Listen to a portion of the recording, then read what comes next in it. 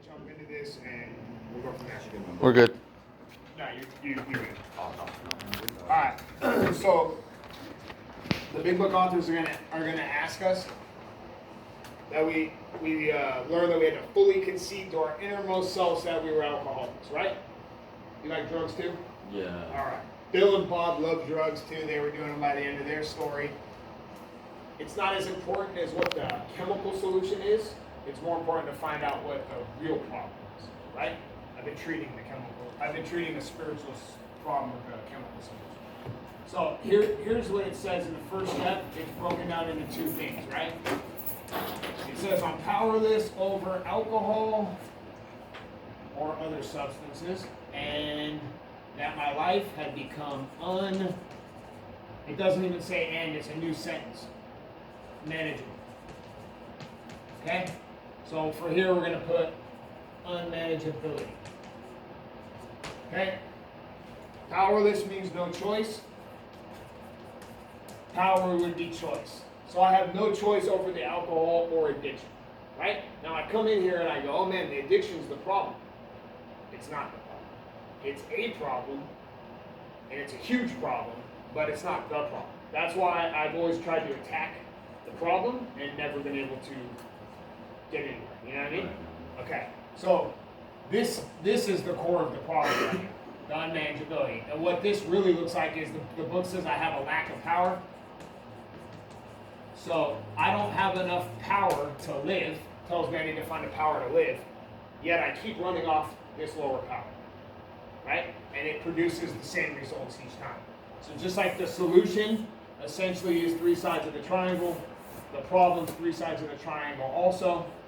And it looks like exactly what they taught us from Silkworth's letters.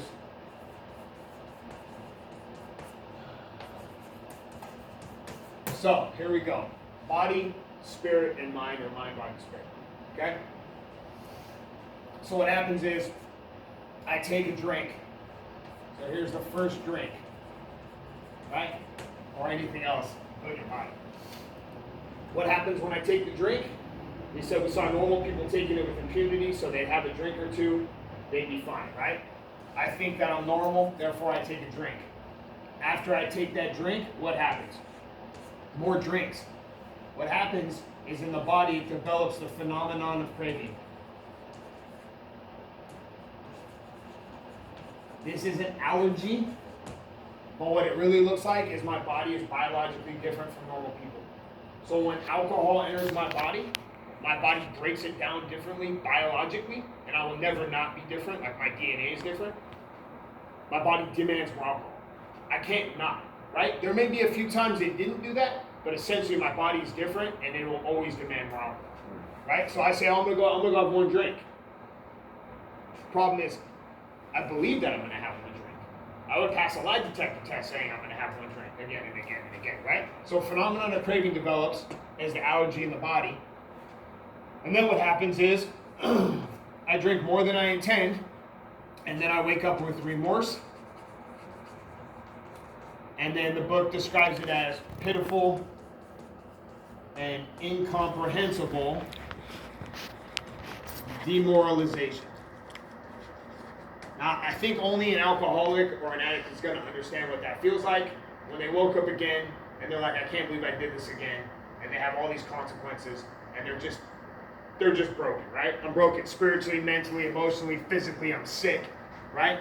And so what happens right here? I make a firm resolution to stop. And not just stop, to stay stopped. I would pass a lie detector test. I will put my hand on that lie detector and I will pass it because I believe that I'm making a conscious decision to stop drinking, using, and inserting things into my body that clearly are a problem. Right? I believe it 100%. What I later find is I don't have enough power to back that decision. So, what ends up happening? I come into AA for the 15th millionth time, right? I get sober for a month, I'm on a pink cloud, I feel pretty good. I'm like, yeah, man, I was making too hard of problems with all this drinking shit, right? Well, what happens is if I'm not, see, what I'm really doing is I'm treating a spiritual malady. I'm treating my illness or my disease with a chemical solution. And I've been doing it for a long time. That's why when I was younger, it worked so damn well. It felt great and it worked. It stopped working as well as it did in the beginning. And so what happens is eventually I have dis-ease, right? I do not feel at ease. And what this looks like is restless, irritable, and discontent. I will never have rest, I will never not be irritable, and I will never be content on my own lower power. Unmanageability, selfishness, self-centeredness, it's the core of the problem. It's actually a self-centered fear, they later tell me. I don't know that at this point. But what happens is this dis-ease, I can never get rid of it. So now what happens from the time I made the firm resolution to stop and the dis-ease, right? And what's really crazy is I would classify this as a mental illness. It's obviously physical and spiritual, but mental, because I look almost like somebody that's essentially crazy, right? Like I would classify it the same as almost bipolar schizophrenia, because what this starts to do is it starts to manifest outside of me. The problem's inside, and it's the only place I can correct it, but it starts to look like it's outside. Girlfriend's not doing it right, job's a piece of shit, boss is wrong, people can't drive, everyone's, you know what I mean? It starts to manifest that way. The restless, irritable, discontent kicks in. And the next thing I know, right?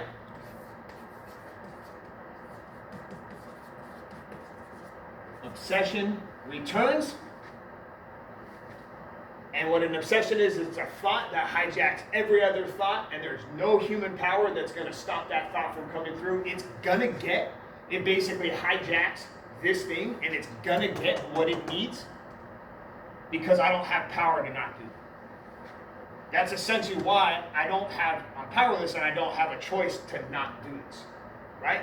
So once the obsession returns because there's too much of this, and to be honest, what we later find is the disease and the restless, irritable discontent, it generates defects of character. Enough of those. Obsession returns. I take the drink. Enters my body. Body demands more. I do this cycle again. Firm resolution to stop. Right? Now, hopefully people don't have to do this as long as I did it. I did it for a long time. Every morning, I would wake up, throw up, couldn't brush my teeth without puking, right? So sick. Firm resolution to stop. Get to work, right? Go to work. Next thing I know, obsession's already returned. My car's magically driving into the liquor store parking lot. I take another drink. I'm only going to have one. Just take the edge off. Bam, cycle continues. Did this for years. And the whole time, what's crazy is I think I'm making a conscious choice. I think I'm just changing my mind. But I can't bring any of this to my consciousness. And the authors tell me self-knowledge will not avail anything. Now later we find knowledge of self avails it all. But self-knowledge will never fix this problem. So I can literally see it all, I can know it all, I can study it all, I can talk about it. I will never not pick up, stone cold sober, thinking that it's going to be different. And that's when we ask the question with seeing others do it with impunity, right? We see other people doing it, and we really think so. So this is the first step, and essentially we don't, there's 52 pages in there that basically describe how we're screwed and going to die. But the thing that we really need people to know that come in that are new is this is not a self-help program, and this is not we're going to teach you how to navigate through life miserably. The book is pretty clear. What happens is I work the 12 steps, all 12, right? Half measures avail us nothing, and it puts an interruption right here. I have a new outlook, a new attitude, I have new freedom, new peace, new serenity. I get all these promises, right? It interrupts right here, and the obsession never returns, therefore never creating the cycle again. Now, it is some work, but it's nothing on it. It's very simple, not easy, but simple, right? The thing is that this is an experience that only somebody that's been through the steps will understand. When I'm stuck in this cycle, I think about drinking or using, and I think about not drinking or using.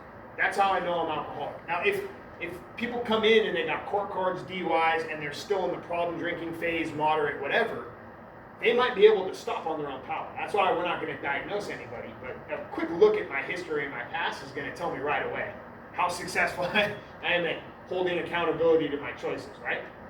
So that's where they say, to what extent I need spiritual, not religious, but spiritual solution is to the extent of what I've lost the power of choice, right? Because the spiritual malady can only be corrected with a spiritual solution, which is the 12 steps.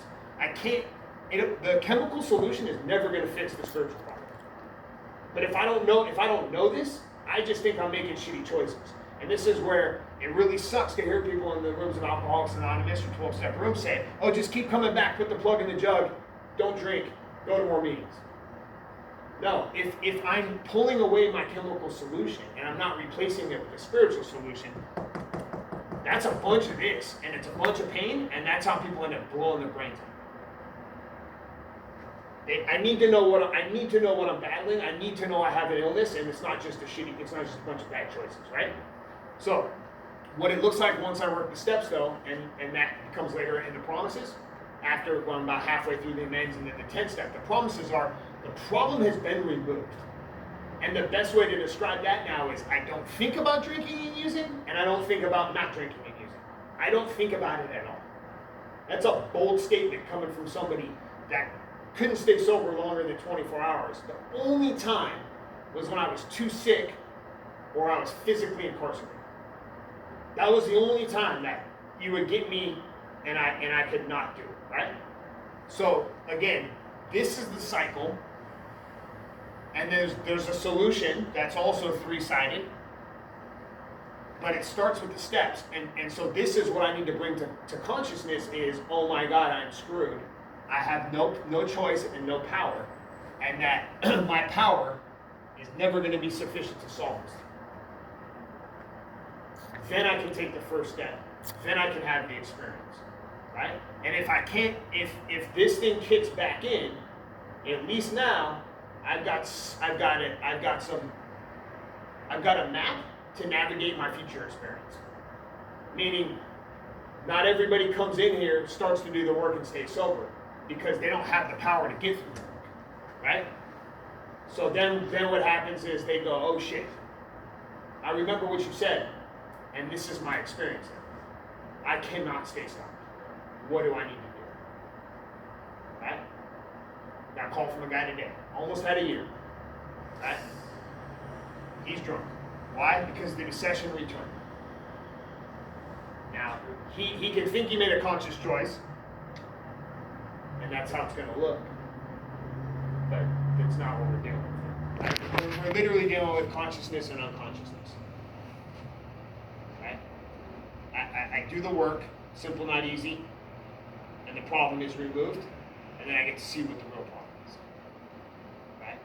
And we can do that at another time. But if we don't know what we're battling, we're just going to be out there, and this is key. We're going to be fighting the chemical solution, wondering why we're not getting better.